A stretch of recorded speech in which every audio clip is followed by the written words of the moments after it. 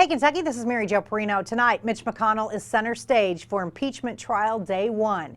Changes are made to the state's controversial immigration bill, and see the final installment of my one-on-one interview with Lynn Bowden. All that and more is next on Hey, Kentucky.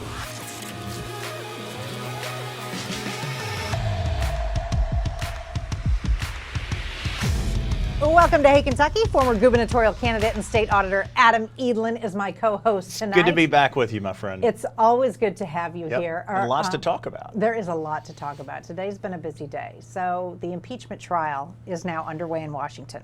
First day framed by a battle over procedure and drawn sharply along party lines. House managers demanded more time and more opportunity for witnesses and new evidence. President Trump's defense team calls the impeachment a brazenly political act, urging senators to speedily reject the articles.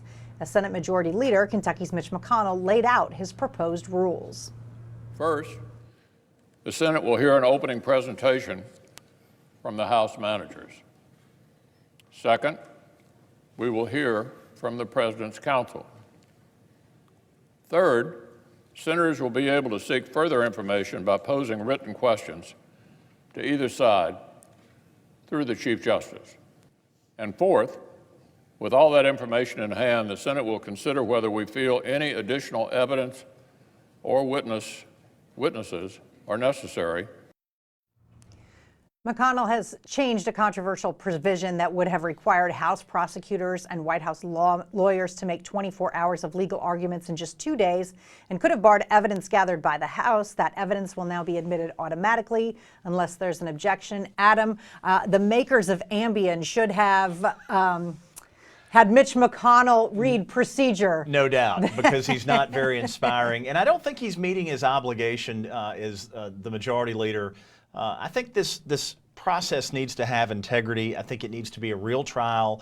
Even though most of these senators have already made up their mind, in my view, they need to listen to witnesses, they need to consider the facts, and they need to consider new evidence if it emerges. But Senator McConnell seems to, as he said from the outset, be coordinating this hand in glove with the White House, and I just don't think that's the way it ought to work. I just think, and I'm fine with President Trump having whatever witnesses he wants. Absolutely. As well, because I just think that's the only way to make it even appear fair. Yeah, and the whole world is watching, and we need to remember that we need to be a model to the world, and making this look like it's tilted one way or the other isn't the right way. I think I think the defense ought to be able to call witnesses, and I think the prosecution ought to be able to call witnesses. Yep, me too. All right, Kentucky's 2020 candidates for U.S. Senate have mixed reactions on the topic of impeachment.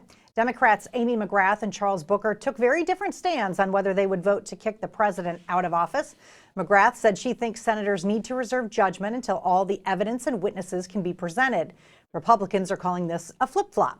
On the other hand, Booker said he would never back down from his support for Donald Trump's impeachment and removal, but both candidates did express disappointment in McConnell.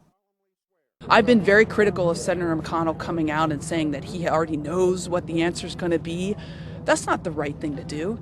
You're supposed to be an impartial juror. I'm grossly disappointed in how he's handled it. He has shown his hand.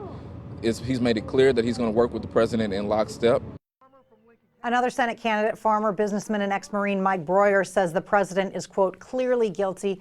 Adam, again, we are on party lines. We're on message. It really is. In the midst of a primary for the Senate to take on McConnell, you know, it's clear that each one of these candidates has got a different strategy. Booker is going directly for the base of the party, which is calling for blood. Amy McGrath is trying to run in a general election strategy, and she's trying to straddle it. And I happen to agree with her that we ought to consider the evidence before anybody makes their position known, but that's really difficult to do in a political environment, and she's being squeezed as a result. And I'm with her on this too. I mean, that's what we just talked about. Let's make this a fair trial. And it should be. And the problem is, and this is how messed up the world has gotten, is that what is good policy is now bad politics. Yeah. And that's a real shame. Yeah. All right. In Frankfurt, state lawmakers are tweaking a bill that would require local police to help federal immigration police after concerns that it would force normal citizens to do the same. Now, Senate Bill 1 requires almost all public employees in the state to help, which critics say would force everyday people like rape crisis center workers, public defenders, even domestic violence shelter workers being responsible for helping to enforce immigration laws. Last week, the sponsor of the bill announced that that was not his intent, and he's hoping to make some changes. And Adam, I am thankful that Representative Carroll listened right. and was quick to make these changes, and they're changes that make sense. Well, this is a solution in search of a problem. We don't have this raging immigration issue in Kentucky, and when in areas where we are dealing with immigration, it's largely a federal concern more than a state concern. And I don't think there's anything wrong with taking a step back and focusing on issues related to education and health care, or the fact that, you know, cell coverage is spotty or non-existent all over the state. Real issues that affect people's lives are being ignored in Kentucky for these hot-button political issues, and I regret that they're being pushed at all. Yeah, I couldn't believe that it was the first thing they wanted to talk about. It really does say a lot about priorities, and I think one of the things that Frankfurt really needs to work to do is establish their priorities as the things that the people are actually dealing with in their real lives. Yeah. All right, Governor Beshear recently offered his plan for reforming Kentucky's criminal justice system. The governor says his administration is looking into buying 2 private prisons as part of the plan to address a steadily rising inmate population that drains hundreds of millions of dollars from the state budget each year and dangerously overcrowds local jails that house those extra inmates. The estimated cost to maintain operations over the next 3 years is more than $115 million, money that Beshear wishes the state could spend elsewhere. Adam, criminal justice reform, you know, I've talked about this before, it's desperately needed. Is private prisons the way to go? We have the highest rate of incarceration of any state in the country that has the highest rate of incarceration in the world. It is literally breaking us. And I don't believe that the private sector should have any role in public safety. I don't believe in privately operated prisons, because they need to be run for the benefit of the people and not for their shareholders. And there's always going to be a tension between the two. And I agree that we need to be getting the private sector out of the business of running prisons. I'm not sure buying these will work. I think the devil is in the details.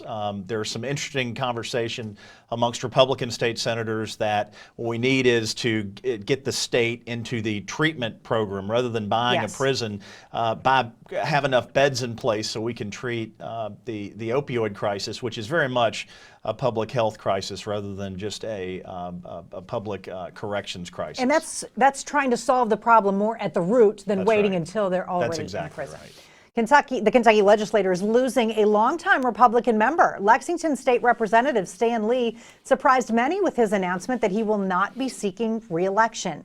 Lee revealed the news on Twitter last week, saying that for the past 19 years, he has put the General Assembly's business ahead of everything, including his family, his church, and his health.